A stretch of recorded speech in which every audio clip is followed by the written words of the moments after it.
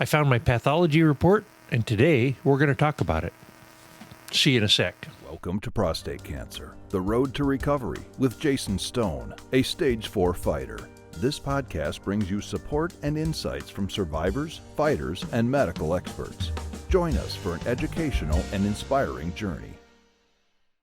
Hi, I'm Jason. I'm 53 years old, and I have prostate cancer that's metastasized to my spine. And on this channel, we talk about it. So thanks for joining me today. Today, we're going to talk about biopsy results because I found mine. I found my printout recently while digging through some old stuff and realized we haven't covered the specifics of what all that medical mumbo-jumbo stuff means. So now we're going to cover it. I had my biopsy in June of 2023 following a rising PSA. In March, it was a little over 4, I think 4.53 in March. And then I did a series of antibiotics, and then it came in just above 6. And then that was in May, mid or late May. And then in June, it came back 6.9, and they said, you know what, we're going in. And I've said in these episodes, I didn't have a great biopsy experience, which it's not like going to test cake, do cake testing for a wedding, right? There's no experience that you just hope that it's not as bad as you've heard for others. And it's different for every man. It's kind of like taste buds. Every person tastes food differently because of the concentration, different levels of concentration of nerves on their tongues. And some people have a lot of heavy concentration of nerves on the tongues, and some people don't. And so some people experience a biopsy differently. But, and one thing I want to correct that I've said on these reports before, I've said in the comments and on these videos that they took 12 cores, which is pretty standard. On me, looking at my biopsy now, they took 23. So I want to fix that. 23 samples, not 12. So when they took the samples, or cores, as they're called in the report, I'm going to be looking at my notes here a lot because I took a lot of notes for this. They take them from mapped out areas, or sections in the prostate. So they labeled 6 different sections in mine. And I don't know how common this is because I'm not a doctor. But for me, they labeled the specimens, they label them alpha through foxtrot. So the left base, which is bottom, left base of the prostate, left mid, left apex, and then right base, right mid, right apex. And so it's just each side divided into 3 sections. And then the clinical history, why are they doing this? Elevated prostate-specific antigen levels. So the blood tests that they do to test your PSA levels, that's why they went in for the biopsy. So all of my cancer was on the left side, not all. All of the clinically significant cancer was on the left side. They did find like 1 millimeter or sub 1 millimeter nodules, a couple of them on the right side, which means there was a chance that it was developing on the right side also. But most of what they found was in the left base. Let's go through my report. So a Gleason score of 7. Gleason score 7, 4 plus 3, grade group 3. So the Gleason score has 2 numbers. The first is the most common pattern observed. The second is the second most common pattern. And a score of 4 plus 3, like mine, indicates a moderately aggressive cancer pattern. So these patterns are based off of what they look like under a microscope. They take these cores, which can be anywhere from like 0.5 centimeter to 1.5 centimeters long, and they slice them up, they put them under a microscope or squish them under a microscope. Oh, it's so gross. And they determine how do the cancer cells look under a microscope. So they evaluate the architectural pattern of the cancer cells, essentially like how they're arranged and how they look compared to normal prostate cancer cells. So it turns out that a healthy prostate, the cells are organized in a specific uniform manner. Cancer cells, because they're wacko cells that have gone crazy, lose this organization and can appear a lot more random and disordered. So they look at the cellular organization. Is it, are they organized in a specific uniform manner, or are they disorganized, going crazy, kind of doing what they want? Then they look at glandular patterns. So prostate cells form structures within the prostate called glands. And then the pathologist assesses how much these glandular patterns in the cancer cells deviate from the normal well-formed glandular structures.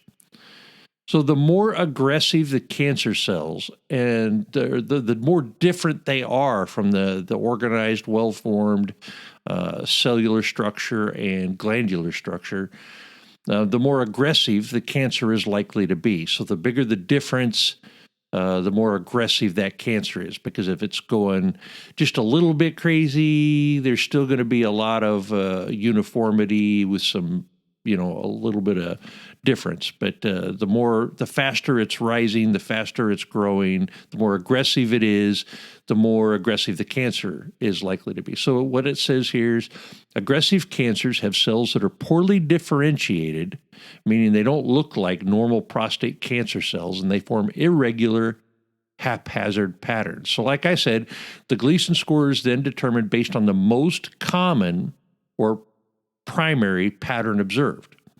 So the most common observed in my left base was 4. The most common observed in my left mid was 4. Now my left apex, my right base, my right mid, and my right apex were all benign, which means nothing abnormal, except for my right base, atypical acinar proliferation, 1 millimeter, greatest dimension, C comment. And when you look at the comment, they just have it's just abnormal, but it's not clinically significant.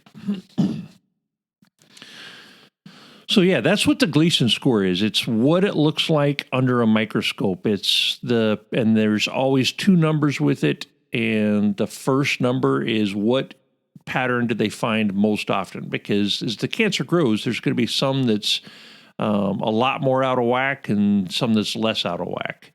And if there's just a little bit that's grade group 4 and it's mostly grade group 3, you're in a better position because that's less aggressive. But if you're like me, grade group, or not grade group, that's different. We're going to talk about it in a second.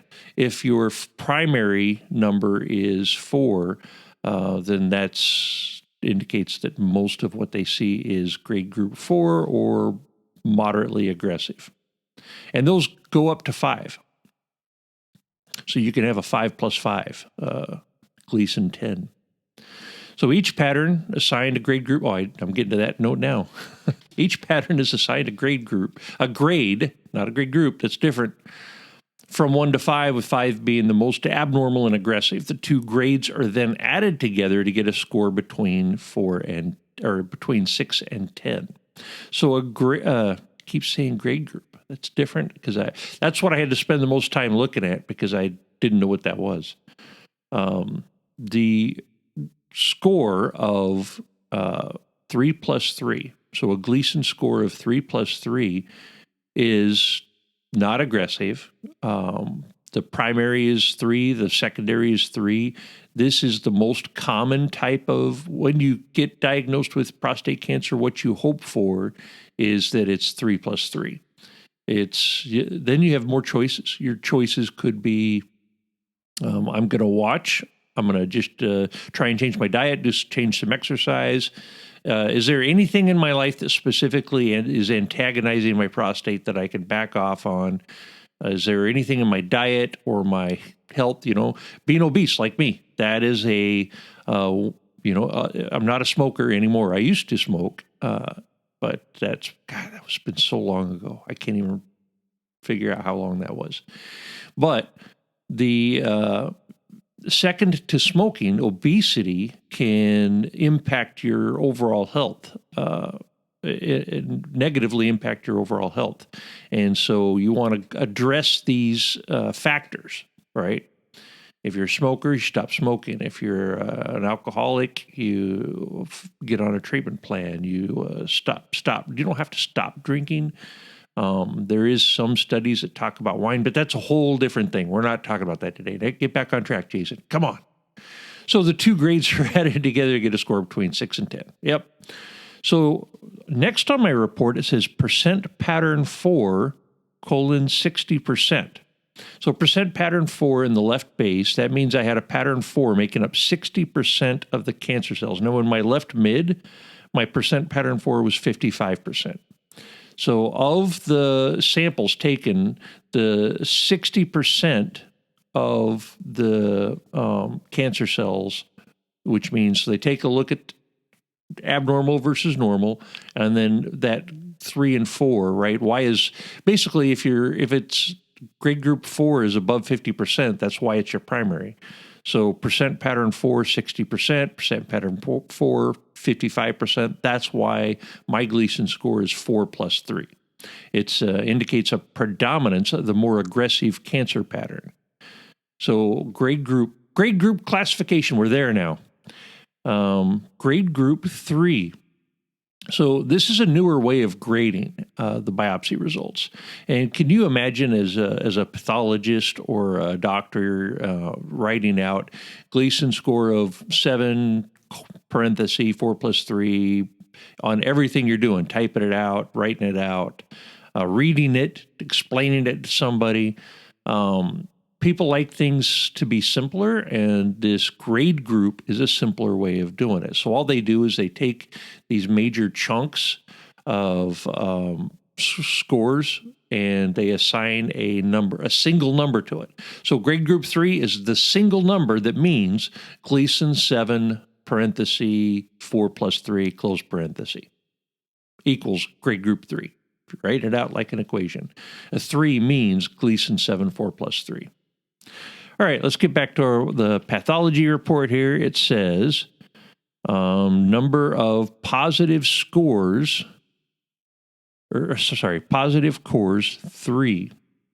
So in my left base, they took, I know it said in here how many they took for each of these. Because you notice 6 times 4 is 24, and they only took 23. And so one of these 3 specimen, left base, 3 cores. So of my left base, there it is, number of positive cores 2, and 2 of 3 positive cores. Okay, there we go. They took 3 cores in my left base. So that's the one they didn't do 4 in. And of those 3, 2 of them were positive for cancer cells. The percent involvement. So there's another section here that says percent involvement by tumor, 40%. So it's when you're looking at your pathology report, you're like, well, there's a Gleason score, there's a grade group, there's a percent pattern, there's a percent involvement. What do all these mean? That's why we're going through this. The percent involvement refers to the proportion of each biopsy core that contains cancer. So remember the percent pattern is what percent of the positive portion of the core was primary grade, the Gleason score grade, the first number. And then this now looks at the whole core and says what percent of the whole core was cancerous. So you have 2 of 3 cores were cancer, and so that's 66.666%, right?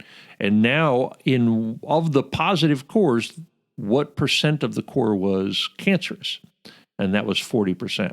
And then you take that 40%, and then of that cancerous part, which one was the higher Gleason score? In your 7, 4 plus 3, what percent was the 4 versus the 3? And that's where that percent pattern. I hope you're keeping track of this. Hopefully you're following along with your own pathology report. Hopefully they're all similar. So yeah, the percent involvement indicates the cancer cells that were found in 40% of the total area of the biopsy samples that were positive for cancer. This helps them, not us. This is for the doctors, right? The pathology report. This helps them determine the volume or quantity of cancer within the sampled tissue. Now we get to the one that I had the most concern about, and this one is what drove my follow-on. What do we diagnosis plan? Why this next one is why we didn't immediately go to surgery, and we decided to follow up with some scans instead before committing to surgery, and it's called perineural invasion. And on all of them, left mid not identified, left apex nothing, right base, right mid, right apex nothing, but on my left base, this is the one that was 40% percent involvement by tumor, and 60% of that 40% was pattern 4 in my Gleason 7, perineural invasion present. So perineural invasion present on a prostate biopsy means the presence of cancer cells surrounding or tracking along a nerve within the prostate gland. So prostate cancer can metastasize. It can move outside of the prostate, and there's a couple of different functions it uses to do that. One of them is the nerves. So this is significant because it could mean a more aggressive form of cancer. Nerves, there's a lot of nerves in the prostate, and cancer cells may use these nerve pathways as routes to spread outside the prostate to other parts of the body. The presence of perineural invasion suggests that the cancer has a higher potential for aggressive behavior and may indicate an increased risk of cancer spread, metastasis, beyond the prostate. So this means that this is kind of where I was getting some symptoms. I haven't talked a lot about some of my more specific symptoms. Might as well get into it because I've been very comfortable talking about a lot of things. The sexual function part of my cancer and diagnosis and all that. If you're family, just stop listening right here. There's nothing else. If you're family, you don't need to hear this. Gosh darn it. This has been the hardest one to come to terms with and talk about. And I only just now decided to talk about it. I did comment a little bit to a friend I'd met, my Australian friend, Harry/Ian/Harry. Hey, and shared with him. So it's in there. It's in the comments now, so I might as well talk about it.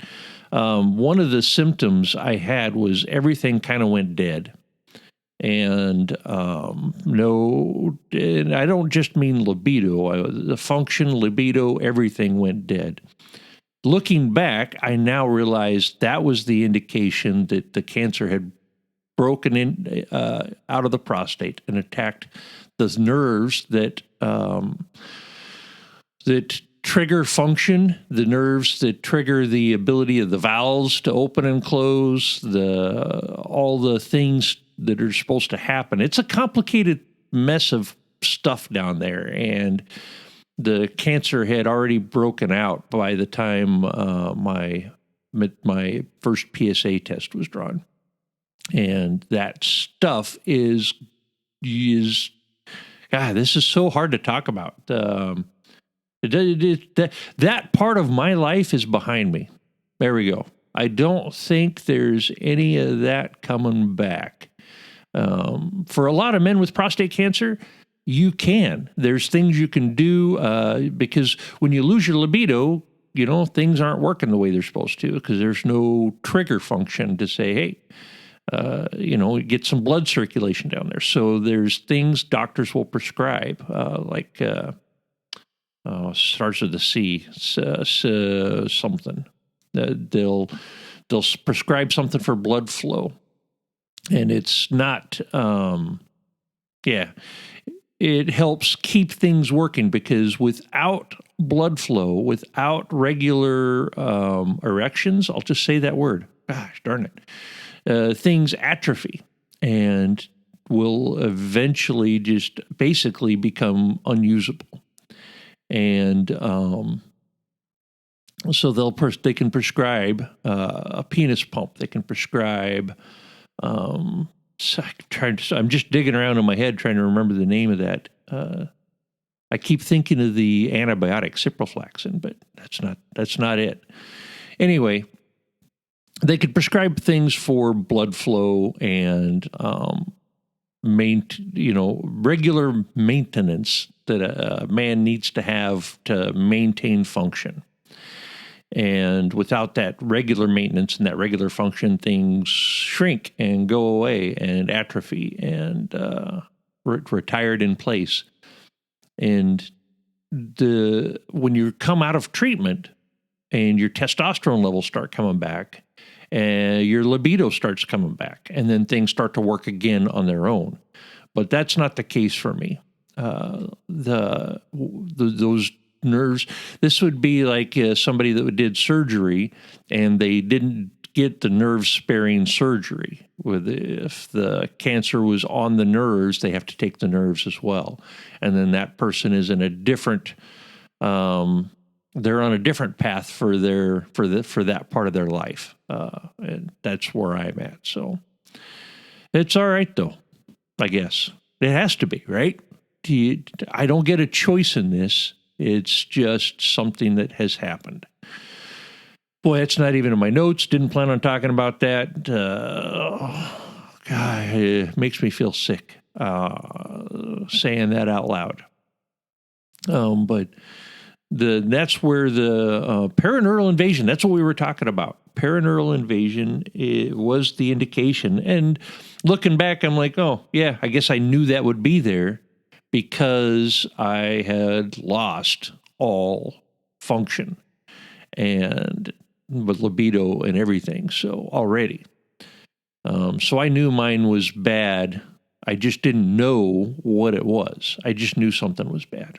Anyway, but that's what drove the additional images, the additional testing, the decision for my CT and my bone scans. So you have to determine where has it metastasized, if it has metastasized, and where to. Prostate cancer likes to go to the bones. It also likes to go to your lymph nodes. And so these scans, they'll do a CT bone scan, a nuclear medicine scan with bone scan with contrast. They'll do a PSMA PET scan. And these look for cancer cells that light up the imaging in biological tissue, and one of the scans is for bones. And so I had 2 spots that lit up on 2 of the scans and 1 spot that lit up on 1 of the scans. So my L1 vertebrae lit up on all the scans, and then a little spot on my rib lit up on 2 of the 3 scans. And it's likely that was an old injury on my right where that was, probably an old cracked rib. But yeah, we'll see. We'll find out someday. Somebody will find out someday. But you want to combine your PSA test. We're going to start wrapping this up now. I'm sitting here and I'm babbling because the back of my brain is now going down the sad path, and I need to stop that. I need to get out of that. I'm sharing information, and it doesn't help you if I'm hiding information, and I kind of feel like that's what I've been doing, but it's not been easy to talk about. So there it is. Now it's out there. Now it'll just be easier. Once you break through, it's like, okay, I've already told them. So now we can just have conversations about it. There you go. Combining your PSA test, right? You get your blood test and you get your PSA results. So there's a number. Then you possibly do a biopsy, and then you do imaging. All of those go into accurate staging, and getting a second opinion is hugely important. Make sure you get a second opinion. You have to have a holistic approach to your cancer. If you get the urologist that says, you're young, your PSA is low, let's just do surgery, and doesn't look at imaging, doesn't look at anything else, as maybe we just double check, and doesn't get a second opinion, then you need a second opinion. and maybe get a new urologist. There's a lot of information in all that, and it's important to look at all that as a whole to determine your path. My path is pretty obvious that once I knew all the information, I knew I was going to do radiation, I knew I was going to do ADT, possibly even do the chemo. Docetaxel was on my plan for a little while. And then when that 11th rib, and so I only had the one metastatic site other than the local breakout in the nerves, the chemo wasn't really part of the plan, which I owe Doug. I'm looking around on my craft table again. I know I've got that report here somewhere of what that doctor printed out, the plan for my situation, and I've got that here somewhere. So I owe you that in a future episode. But we get a lot of new information. That's it for the pathology report. We get all this new information when we start down this path, and it can be absolutely overwhelming. It can be incredibly depressing. It can be challenging to sort all this out. You start getting into percent patterns and percent involvements and number of positive cores versus number taken, and in the Gleason score. It's such an unusual word. It was a person's name. And then a grade group. Why do I have both here? What do they mean? So hopefully this sorted some of that out for you. If you like this episode, please like and subscribe. But more important than that is sharing the information.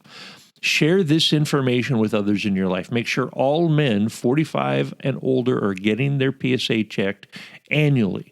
Make sure that they are getting a blood test. Every September is Prostate Cancer Awareness Month, and so put it on your calendar.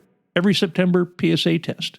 And just if you have a doctor that says you don't need that, then they're not keeping up with current standards. The pre-2019, the government got involved, IRO, and said, we need to back off on doing PSA tests. We're having too many men with incontinence problems because they did biopsies or we did surgery when we didn't need to. Okay, well, the blood test, backing off on the blood test was not the right answer. The right answer was don't just do treatment based on the blood test. You have to do other things. You have to do scans. You have to include a lot more information gathering before you decide on your treatment plan. And sometimes, and recognizing that some of those treatment plans can be, you know what? We're going to check it again in 6 months. We're going to come back in a year and we're going to take a look at this. It's not bad right now. It's a 3+3. Maybe we just do watchful waiting. Maybe we do just a monitoring approach. And that's important to understand all that. That was the answer, not fewer PSA tests. So I hope you got something out of this. That's all I got for today. Take care. I love you all.